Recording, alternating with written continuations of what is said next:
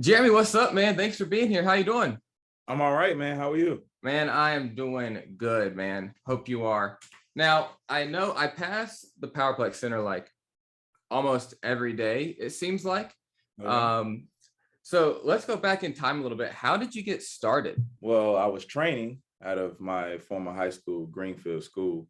It was actually a kid that went to school there at Greenfield, and I was kind of like helping out with the assistant coach and whatnot because I played at Greenfield as well. And it's an amazing story, man. Some kid was like, "Man, you're a really good like trainer, like instructor, so like you should start training." Nice. Well, I started working with some of the kids on the side. Obviously, Kobe White and Elijah McCadden were at Greenfield at the time. So I started working with them really closely, and then it kind of just blew up from there based off of who they were and where they were going. So kids started signing up. I had a lot of help from some of the parents that were out there. Then it just blew up into this thing. I was working out of the school for 2 years, and then obviously I had the plans to start the Powerplex. So how did you go about deciding that was the route that you wanted to take, was opening up the Powerplex itself versus, one-on-one? I always wanted a facility, and I always wanted my own. I used to work at Enterprise, and learned a lot of life values there and lessons on customer service and stuff like that. But Yeah. I had a boss. He was great, but he was like a year older than me. And he used to, obviously he's my boss, so he tell me what to do. And I Right. was like, come on, man, like to me, it was just like I could be doing something else and Yeah. be my own boss. So it kind of was, an awakening for me to start my own. So I always knew that, I didn't know that the gym was going to be the path, but once I start getting into training, it was my way to be around the game again. So Absolutely. I always knew that's my passion, that's my love. I know nothing but basketball, but I was fortunate enough to have good people in my corner and the smarts to turn into a business. Yeah. So in the Powerplex, who do you serve? So we serve, we have an academy that's going on right now from kindergarten to fifth grade, and we have a middle school. And then we also do train high school athletes on a one-on-one or small group basis. And we go all the way up. I train professionals as well, semi-pros that come to the Powerplex. So we serve, a wide range to serve everybody. What are some of the common problems that those people face when they're trying to level up and potentially, get on college or something like that? The main thing is like reality and where their game is and consistency. A lot of kids, how it goes. They come 1 month, they don't come the next month. They come in October or October before the season starts, and want to train for a month and then go to tryouts. It's just, and basketball is a game of process. You literally get better over time with anything. Yeah. A lot of kids come in, and I use the analogy, you play Fortnite or 2K. Yeah, I play 2K. My player is a 98. Well, how does my player get to a 98? You sit there and play it and practice it all day. Same thing with basketball. You can't take 2 weeks off and expect to come back, and now you're upset that you can't make a shot. It doesn't work like that. So Yeah. I would say those are the biggest things. And obviously parents being realistic about how good their kids are. And one thing I focus on is really just outside of basketball. A lot of my kids become my family, and we talk about stuff other than basketball. Which is, these kids are very, very intelligent and have many talents, and I try to bring that out of them, because everybody's not going to play collegiate basketball. I was fortunate enough to, but everybody is not 6'5", and it just is what it is. But you can't wait till junior, senior year, to realize that nobody's recruiting you, and now you're going to wait the senior year, and you bounce around the different junior colleges, and next thing you know, you're back home working at the grocery store or wherever you're working, versus actually, okay, junior year, okay, might be time for me to start thinking about, maybe I just want to go to school and get a degree and have fun, join a club, fraternity, sorority, whatever, and create another brotherhood or sisterhood in a different way, and Absolutely. graduate and make connections in life. This is what it's all about, is relationships. So given all your success now, what's your current biggest challenge? The area that I'm in, for sure, just trying to get people to grasp the concept of how important it is if you want to get to the next level. You know, it's not a necessity business. You know, if so, it's kind of like, you know, if I have the money, I'll do it, you know, and if not, but Yeah, like, people spend money on what they want to spend money on. absolutely. It's not a reason of, I used to think it was a reason of, you know, oh, it's the area, it's Eastern North Carolina, but if people want to buy their kids $300 pair of shoes, they're going to buy it. So it's just about what's important. And, you know, that's one reason why I brought it back to Wilson. You know, I'm from here and we didn't have these opportunities growing up. So that's a big reason that drives me to try to get these kids. And it's just more of, you know, the kids in the inner city and the kids in our community to see somebody young owning a business, you Yeah, know, that is more than, you know, to the psyche than just basketball. It's like, oh, I go there, Coach Jay owns that. Oh, that's pretty cool. No, you know what I mean? absolutely. And it brings a feel, but just trying to get more kids to understand, you know, you can do other things other than that. But it is hard trying to get the ones that I want to reach through the door due Yeah, to, you know, I guess finances or whatever, or just being area, or just maybe it's a generational thing. I really do think it is, since the phones have came out, because I feel like yeah, this business in 2008, 2009, when kids were just with no Instagram, it was just playing ball outside. Like, we would have died to have something like this. yeah, But now it's an era of like, you're fighting the phone, you yeah, know, and you're fighting being cool and being on Instagram, and like, I don't really want to work out because I don't have to, you know, kind of thing. yeah. So yeah, it's a difference, but I would say that's the most challenging thing. What are some adversities that you've overcome in this process, and what did you learn from them? From a business standpoint, really just financially, just learning, you know, and learning and being creative, you know, learning the structure of business, the structure of credit, the structure of, you know, loans and all of this kind of stuff. I mean, you have to kind of go through it to learn from it. Yeah, And now being in a good space and just persevering, man. Like, it gets tough being an entrepreneur at times, as every entrepreneur probably has been through those stages. But just, you know, being able to block out the noise and the haters and people who don't want to see you do well, and continue to keep pushing. And, you know, being like, you have to be creative. You can't get stuck in one zone. You know, I don't know if you know, but we do entertainment as well. It's called Power Play. So we added that 3 years ago. So we do like birthday parties. We have yeah, bounce houses, arcade. We use the basketball court. We have a party room.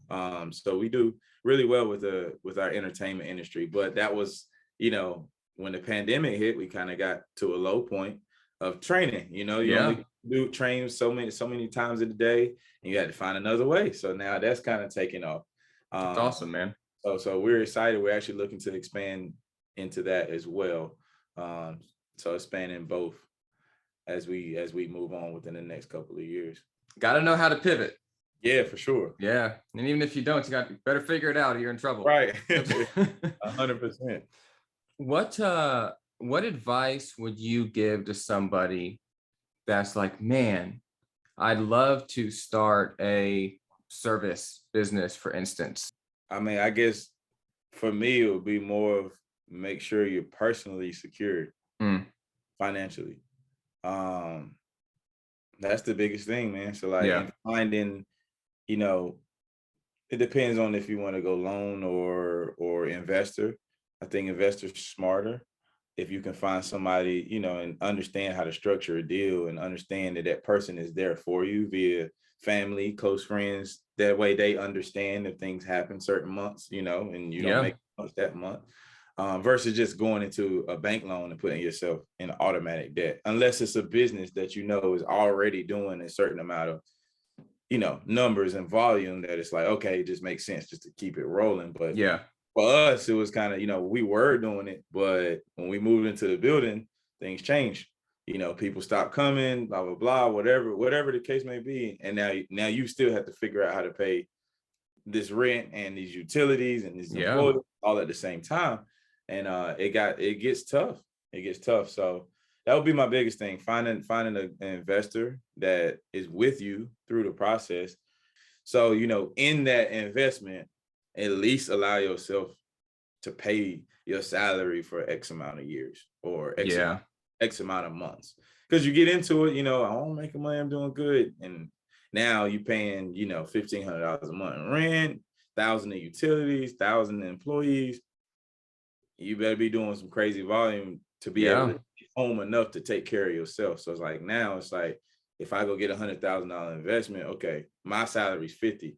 So then I need to go ask for 200, 250, to get it started. So now at the end of the month, I am not stressing personally. Yeah. And I'm concentrating focus on the business versus swimming with the sharks and trying to figure out Right. how you want to eat your next meal. So that was a big thing I learned along the way. What do you like most about what you do? Oh man, my freedom, time freedom. I will say that. You know what I Yeah.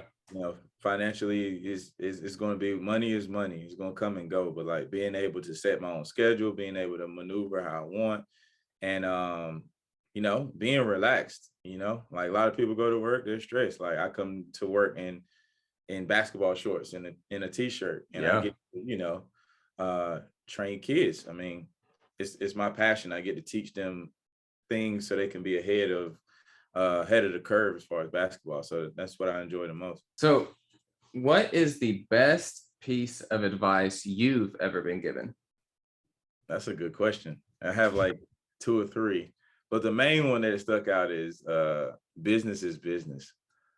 Yeah, I got that one from one of our guys that kind of mentors us along the way. But he said it all the time, like business is business, and you know, you never really realize like what it means until you get in the thick of things, and you may think this person is with you, that person's with you, but when it comes to business and making money, they make the decision that's going to work for them, and Mhm. you're working off emotion and connection, and it's like, well, it's not, it doesn't make sense business wise. So like, I think a lot of people in general, you know it's hard when they throw events or when they do things together. When money's involved, people don't understand how to keep business and relationships separate. It is For what it is. sure. So, I think that's a big takeaway. Business is business. So if we're doing something, then this is going to be on this side, and we can keep our stuff on this side. So, If you had to start over, what would you do differently?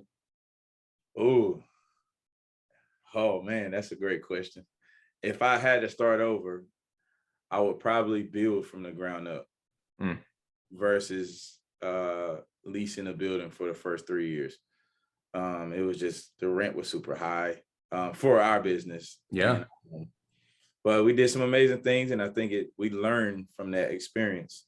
But from the initial investment that we had, I probably, if I had knowledge more about credit and down payments, and I probably could have went and got a big enough loan to buy some land at that time 5 years ago, before it's crazy now, Right. Yeah. to build a 2-court facility to be able to kind of host different things and add on the entertainment space and stuff like that. So yeah, if I were to do it differently, yeah. Oh, and I probably would have invested in real estate a long time. Yeah. Yeah, something that's steady that nobody can take away. You don't have to kind of wait on people to sign up or pay for it. A service, not a service base, I guess. Yeah. Yeah. They ain't making no more land, man. Right. That's for sure. What else do you want to share that I didn't think to ask you? Just for the people of our community, and more specifically, the Black community, man. Like I really want to be, a pillar to help our youth, and be better. Um, and I think it all comes from parenting and their mindset. You know what I mean? So like, just changing the mindset, kids and parents too, because parents, I mean, you can do anything in this world that you want to, but I just feel like it's more of a mindset. Like you said, if they're used to seeing a certain environment or being around certain people, it's hard for them to change that mindset. But if you change your mindset and say, hey, I'm gonna step out on a limb and do this and do that. Once they see it and they're around it all the time, it's like, oh, okay, maybe I can do that too, or maybe I can do something other than, be a entertainer or a basketball player. I Yeah. can, I can. There's so many different ways. Maybe I can be an architect. Maybe I can be an engineer. But a lot of kids in our community don't have those opportunities. Yeah. My goal personally is to reach a level where we can create, programs for those kids, and be able to see them through, to college and big time jobs so they can create for others. I mean, that's Yeah, what life man. is all about, man. It's just creating opportunities for others. You mentioned how sometimes it's going to get really freaking hard Mhm, and how important perseverance is. mhm. How did you develop perseverance, or was it more of perseverance out of necessity? Like, shoot, I got to do this or else. How did you Yes, develop that? yes, being at rock bottom. I hear For sure. you. You have to figure it out and persevere, or you're gonna have to shut it down. I Yeah. mean, it's I think every entrepreneur reaches that within, they say all businesses fail within the first 2-3 years or something like that. Yeah.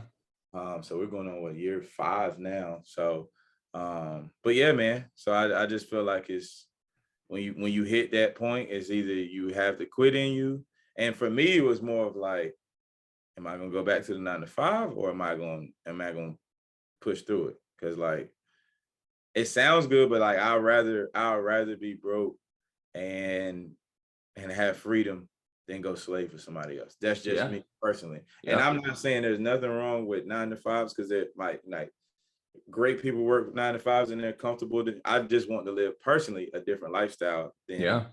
the 9 to 5. I want to be free. I want to have enough, financial stability to be able to travel whenever I want and not have to wait on anybody. It's just, you only have one life to live. So, That's it. but there's all types. I never knock anybody who's doing any good, to society as far as work. Where can our listeners and viewers go to learn more about you? And what is the address that they can go check you out at? Yeah, of course, man. So we have our website, which is www.powerplexnc.com.